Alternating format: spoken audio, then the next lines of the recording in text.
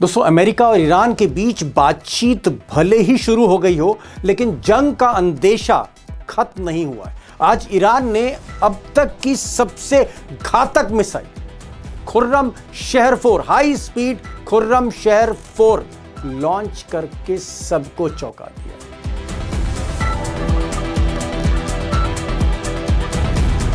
अब इस hypersonic missile के लॉन्च होते ही ईरान के आर्मी चीफ अब्दुल रहीम मुसावी ने कहा कि अगर ईरान बातचीत कर रहा है तो इसका मतलब यह नहीं है कि उसकी जंग की तैयारी नहीं।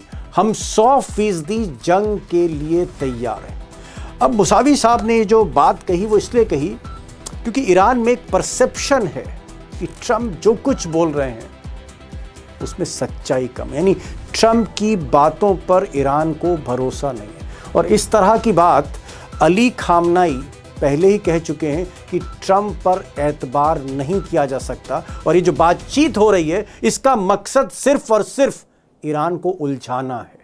अब ईरान के जो सर्वोच्च नेता हैं अली खामनाई, इनकी बातों में दोस्तों कुछ दम लगता है। वो इसलिए क्योंकि ट्रंप ने ये जो मीटिंग बुलाई थी, जो पीस टॉक्स शुरू की थी, इनिशिएट की थी, जिसकी पहली किस्त शुक्रवार को ओमान की राजधानी मस्कट में शुरू हुई, इसमें बातचीत ईरान और अमेरिका के बीच न्यूक्लियर डील पर होनी थी, यानी बातचीत परमाणु प्रोग्राम पर होनी थी।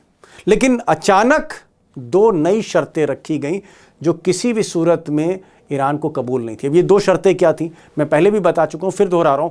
पहली शर्त यह थी कि ईरान अपने मिसाइल प्रोडक्शन को लिमिट करे और long range, long distance missile, यानी लंबी दूरी तक मार करने वाली मिसाइल ना बनाए, बंद कर दे उसका प्रोडक्शन।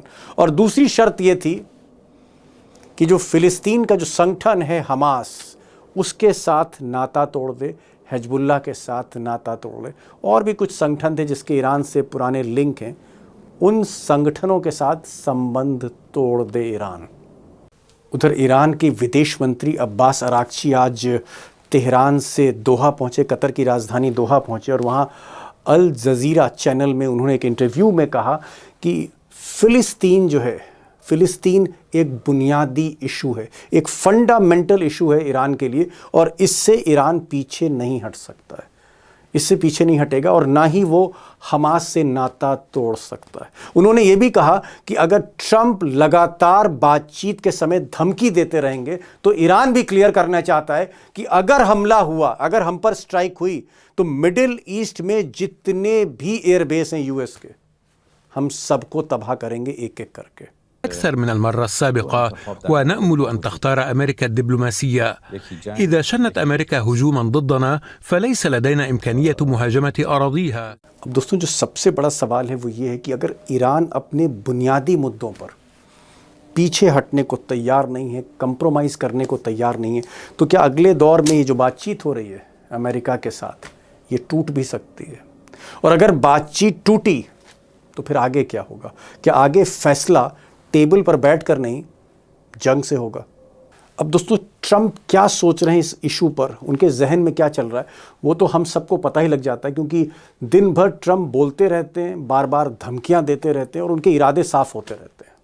लेकिन अली खामनाई जो सर्वोच्च नेता हैं, जो टॉप डिसीजन मेकर है ईरान के, उनके जहन में इस वक्त क्या है, और आर्मी चीफ ईरान के, जिनको डिसीजन ग्राउंड पर लेना है, वो क्या सोच रहे हैं? मुझे लगा कि ये पहलू भी हमें जानना चाहिए जो मीडिया में जल्दी आता नहीं। और आज इसीलिए अमरीश मिश्रा साहब को मैंने बुलाया है, जो वहाँ की मिलिट्री लीडरशिप, वहाँ के टॉप एडिटर्स, वहाँ के आप कह सकते हैं अली खामनाई के जो सलाहकार हैं, उनके डायरेक्ट टच में रहते हैं, और ना सिर्फ ईरान के टच में रहते हैं, इजराइल को भी बहुत भीतर से समझते हैं। और आप ये भी कह सकते हैं कि जो जियो पॉलिटिक्स है, रशिया, चाइना, अमेरिका, इनका क्या रुख होगा, नेटो का क्या रुख होगा, इसको भी समझते हैं और आसानी से समझाते भी हैं। मेरी बात आपने सुन ली, मिश्रा जी को भी सुन लेते हैं। अमरीश भाई, जिस बीच बातचीत हो रही है ईरान में और अमेरिका में, उस बातचीत के बीच, पीस टॉक्स के बीच, ईरान अब तक की सबसे घातक मिसाइल को लॉन्च कर रहा है, खुर्रम शहर 4 long range hypersonic high speed. ये जो मिसाइल लॉन्च की गई है बातचीत के बीचों बीच, इसका मतलब क्या है? इसका मतलब क्या है? इसका मतलब दीपक जी बहुत सीधा है कि ईरान को कोई हल्के में ना ले, और ईरान वो ताकत नहीं है जिस पे जून 2025 में एक तरफा हमला इजराइल और अमेरिका ने कर दिया था। ईरान ये बताना चाहता है कि वो एक नई ताकत है, ये नया ईरान है, उभरती हुई ताकत है, मिडिल ईस्ट की सबसे पावरफुल ताकत है, किसी के पास इस तरीके के हथियार नहीं है। और जो उसको कहीं से भी, देखिए, दुनिया को वो दिखाना चाहते हैं, वो अमेरिका को दिखाना चाहते, नहीं दिखाना चाहते, चलिए वो एक अलग सवाल है। दुनिया को वो ये बताना चाहते हैं कि हमारे पास ये है, हम बातचीत कर रहे हैं, हमारे पास हथियार ये हैं जो अमेरिका तक पहुंच सकते हैं, जो इजराइल का वजूद मिटा सकते हैं। और हमने, देखिए, अंत तक कोशिश की कि हम कुछ शांति समझौता हो जाए, लेकिन हमने पैरेलल तैयारी की कि अगर जंग पे बात आती है तो उसके लिए भी हम पूरी तरह से तैयार हैं और हम जीत की स्थिति में। ये दीपक जी मैसेज। मतलब कहने का मतलब है कि जो खामनाई ने कहा, अली खामनाई ने, कि ये जो बातचीत अमेरिका के साथ है ये झुककर नहीं होगी, प्रेशर में नहीं होगी।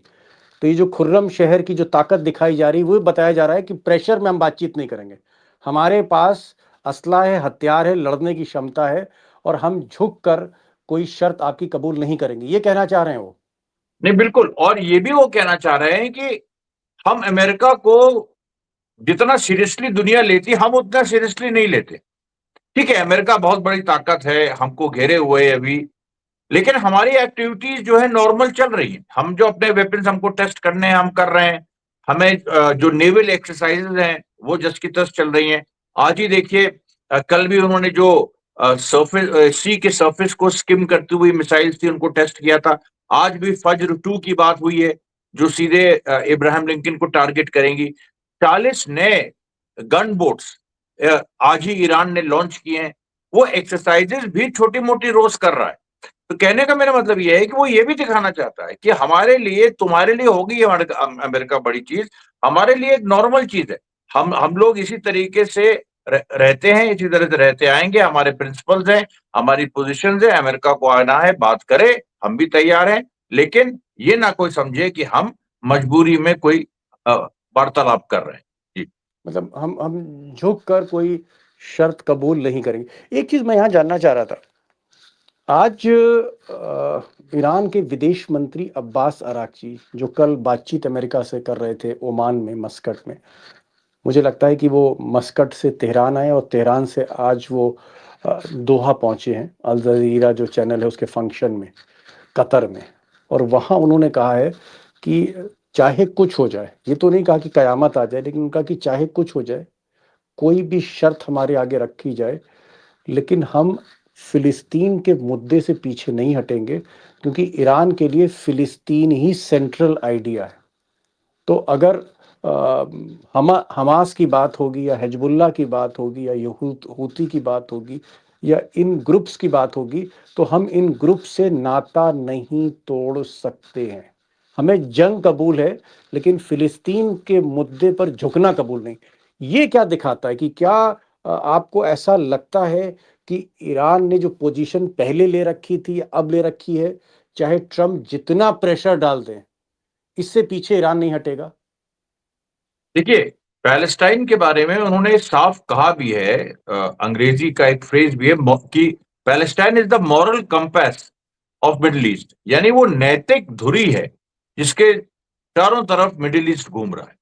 और इससे देखिए, इतना ये इस मौके पे अब्बास अराक्ची का ये कहना, क्योंकि देखिए फिलिस्तीन में एक कॉम्प्लिकेटेड बात है, इसको दर्शकों को समझना जरूरी है।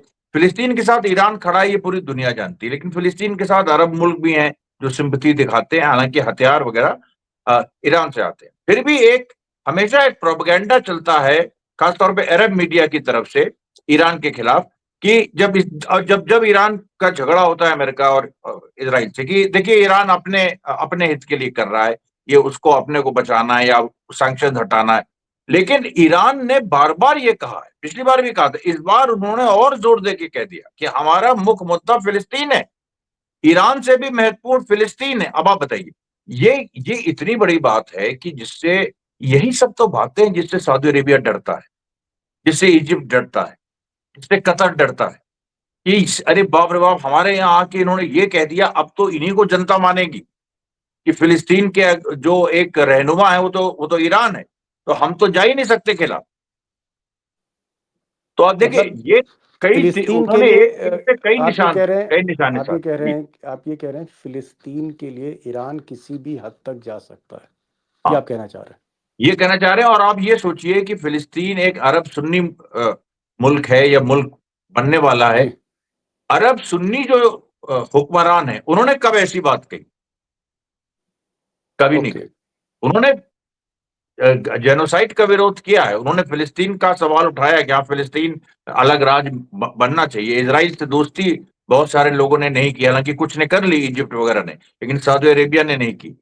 लेकिन ऐसी बात कहना कि वो नैतिक धुरी है और बिना उस मसले को हल हुए हम सोच भी नहीं सकते हैं कि हम जंग जंग ना हो इजराइल से या जी। अमेरिका से, ये इन्होंने बात ठीक है। कभी नहीं कही। जी। जी। एक शिया मुल्क होके ईरान फिलिस्तीन जहाँ पर आप कह रहे हैं कि सुन्नी मुस्लिम्स हैं, उनको डिफेंड कर रहा है और ये कह रहा है, आज ऐलान किया है ईरान के विदेश मंत्री ने कि फिलिस्तीन ही हमारे लिए सेंट्रल आइडिया है, सेंट्रल कंपास है, इसी के इर्द गिर्द सारी हमारी राजनीति है और फिलिस्तीन के लिए हम जंग लड़ने के लिए तैयार, हम तबाह हो जाएंगे लेकिन हम फिलिस्तीन के मुद्दे से पीछे नहीं हटेंगे। अब ये इस तरह की बातें, क्या आपको लगता है कि अगर इतने स्ट्रॉन्ग स्टैंड है, अगर अगर ईरान टस से मस नहीं होना चाहता, मतलब बैलिस्टिक मिसाइल नहीं छोड़ेगा, लॉन्ग रेंज की मिसाइल का उत्पादन रहेगा, हमास को सपोर्ट मिलेगा, फिलिस्तीन के मुद्दे ही उसके लिए सबसे बड़ा मुद्दा है, अगर इस तरह के इश्यूज हैं ईरान के, तो अमरीश भाई ये जो बातचीत हो रही है इसका फिर मतलब क्या है? इसका मतलब कुछ मुझे तो मतलब फिर समझ नहीं आता। अगर इतना फंडामेंटल डिसएग्रीमेंट्स हैं दोनों के बीच में, अमेरिका कह रहा है कि नहीं सब बैलिस्टिक मिसाइल बंद करिए, वो कह रहा है कि चाहे कुछ हो जाए हम बैलिस्टिक मिसाइल का उत्पादन बंद नहीं करेंगे, वो कह रहा है कि भाई हमास को किनारे कर दीजिए, एक समझौता कर लीजिए, वो कह रहे नहीं साहब हमास को हम नहीं छोड़ सकते। ये अगर दोनों तरफ से इतने ज़्यादा स्ट्रॉन्ग मतलब डिसएग्रीमेंट्स हैं, मतभेद हैं इतने गहरे, तो ये बातचीत का मतलब निष्कर्ष क्या हो सकता है? देखिए, इसमें दीपक जी क्या है कि दोनों पक्ष जानते हैं कि मसला हल होगा जंग से। ये दोनों पक्ष जानते हैं अंदर ही अंदर। लेकिन क्या है कि दुनिया को अपने मुद्दे समझाना, ये देखिए एक सतत प्रक्रिया है। ये कोई एक दिन का काम नहीं है। अमेरिका भी को भी समझाना पड़ता है बार बार, रोज ही कहना पड़ता है कि हम क्यों ये कर रहे हैं। इजराइल को भी कहना पड़ता है और ईरान को भी कहना पड़ता है। तो ईरान देखिए, ये जो बातचीत है ये केवल ये है कि दोनों पक्ष ये जताना चाह रहे हैं कि हमने कोई कसर नहीं छोड़ी शांति के लिए। Okay, okay. अल्टीमेटली हमें जंग में जाना है, क्योंकि ये मुद्दे, जैसा कि आपने कहा, ये रिजॉल्व नहीं हो सकते। इसके लिए एक किसी को झुकना होगा और ईरान झुकने को तैयार नहीं है, अमेरिका इजराइल झुकने को तैयार नहीं। ये देखिए पूरी स्थिति। चलिए, मतलब आप आपको बहुत उम्मीद नहीं है अमरीश जी को। एक आखिरी सवाल, अ, ट्रम्प ने आज फिर कहा कि भाई हमारा जो नेवल फ्लीट है, हमारे जो जंगी जहाज हैं वो आगे बढ़ रहे हैं, हमारी घेराबंदी ईरान की जारी रहेगी, हम एक भी फाइटर जेट्स जो हमने वहाँ तैनात किए हैं, 500 फाइटर जेट्स ईरान के चारों तरफ, जॉर्डन में, साइप्रस में, यूरोप के कुछ बेसिस में, हम इन फाइटर जेट्स को भी विथड्रॉ नहीं करेंगे, यानी हम एक कदम पीछे नहीं आएंगे, हमारी नाकेबंदी रहेगी। लेकिन मैं देख रहा हूँ धमकी तो दे रहे हैं ट्रम्प बार बार कि मैं ऐसा कर दूंगा, वैसा कर दूंगा, तबाह कर दूंगा, नक्शे से मिटा दूंगा, लेकिन हमला नहीं हो रहा। हमला करने से पीछे क्यों हट जा रहे हैं ट्रम्प? मैं ये साइकोलॉजी को समझना चाह रहा हूँ आपसे। हमला क्यों नहीं देखिए, करते भाई? हमला अगर इतनी बार बार धमकी दे रहे हैं, कान सुनते सुनते पक गए मेरे। हमारे भी पक गए हैं, लेकिन सवाल यहां पर यह है कि उनको पता है, उनकी जो इंटेलिजेंस है वो उनसे कह रही है कि ईरान पे अभी हमले का वक्त सही नहीं है, अभी आपको और एसेस करना चाहिए, अभी और एसेट्स जुटाइए। अब आप सोचिए, इतने एसेट्स अमेरिका वहां पर ऑलरेडी डाल चुका है, अभी और एसेट्स चाहिए। यानी अभी अमेरिका के पास 11 एयरक्राफ्ट कैरियर हैं, 2 वहीं पर हैं। अब क्या पूरी दुनिया से वो मंगा के वहीं रखेगा? तो फिर अमेरिका जो एक विश्व शक्ति है, इसकी पूरी बात ही खत्म हो जाएगी। तुम्हें ईरान जैसे देश को तुम के लिए तुमने अपने सारे हथियार डाल लगा दिए, ये भी नहीं हो सकता है। तो ट्रंप रास्ता ढूंढ रहा है कोई ऐसा कि जिससे कुछ वेनेजुएला हो जाए, कुछ इराक हो जाए, लेकिन हर बार जो अ, एक तरह से जो सरमाएदार हैं या जो ताकतवर शासक वर्ग है दुनिया का, वो हर बार उसकी बात सही होगी ऐसा तो नहीं हो सकता ना। कभी तो मामला पलटेगा, और अभी वो पलट गया। अमरीश जी, क्या आपको लगता है कि ये जो असेसमेंट की आप बात कर रहे हैं कि ट्रंप असेस कर रहे हैं, अभी भी असेस कर रहे हैं, क्या आपको ऐसा लगता है कि ट्रंप को ऐसा आभास होता है, एहसास होता है कि अगर वो हमला करेंगे, एयर स्ट्राइक करेंगे, तो ईरान जो रिटेलिएट किया करेगा, जो जवाबी कार्रवाई करेगा, उसमें बहुत ज़्यादा नुकसान इजराइल को हो जाएगा, और यही घबराहट है उनकी? देखिए दीपक जी, बहुत ज्यादा नुकसान क्या, इजराइल का वजूद खत्म हो जाएगा। अब आप सोचिए, वेस्टर्न सरकारों का इतना बड़ा प्रोजेक्ट, इजराइल एक नया देश उन्होंने बनाया 1948 में, और उसको एकदम अरबों के बीच बना दिया, सारी अंतर्राष्ट्रीय मान्यताओं को खारिज करते हुए। वो इनका इतना बड़ा प्रोजेक्ट खत्म हो जाएगा। क्योंकि देखिए, जो घातक मिसाइल ईरान के पास हैं, खुर्रमशेर 4 का नाम आता है, और भी हैं, तो वो मिसाइल्स 3 या 4 बहुत है पूरे ये पूरे इजराइल डैमेज करने के लिए। डैमेज करने की। और पहले जून में ऑलरेडी ये दिखा चुका है, उससे जो छोटी मिसाइल्स थी, जिन्हें खुर्रमशेर से थोड़ी कम थी, हाइपरसोनिक से थोड़ी कम सुपरसोनिक थी, उनसे ईरान दिखा चुका है कितना डैमेज हो सकता है, तो फिर हाइपरसोनिक से क्या होगा। और दूसरी बात, इससे इजराइल का ही केवल सवाल नहीं है, अमेरिका का भी सवाल है। अमेरिकन जो बेसेस हैं सऊदी अरेबिया में, ये और पूरे मिडिल ईस्ट में, जिससे अमेरिका रक्षा चाइना को डराता है, उन बेसिस पे हमला हो गया तो क्या होगा। फिर इब्राहिम लिंकन जो जहाज है, जो अमेरिका की शान है, वो अगर डूब गया तो क्या होगा। दुनिया ने कभी देखा ही नहीं है इस तरह की चीजें, कि अमेरिका की इतनी बुरी तरीके से मट्टी पलीत हुई। तो ये देखिए, बहुत सारे ऐसी चीजें हैं जो अमेरिका कैलकुलेट नहीं कर पा रहा है। और ये हिस्टोरिक मोमेंट है दीपक जी, ये बार बार नहीं आता है जब एक सुपर समझ पावर गया। ऐसे फंस जाती है। बड़ी बात अमरीश जी ने आज कही, उनका कि ये जो बातचीत हो रही है, शांति वार्ता, सो कॉल्ड पीस टॉक, इसके कोई माने नहीं है, इसके कोई मतलब नहीं है, क्योंकि दोनों तरफ से बड़ा स्ट्रॉन्ग डिसएग्रीमेंट है। कई ऐसे मुद्दे हैं जहां पर गहरे मतभेद हैं अमेरिका और ईरान के बीच में, उसमें समझौते की गुंजाइश ही नहीं है। इसलिए ये जो बातचीत हो रही है, सिर्फ टाइम बाय कर रहे हैं ट्रंप।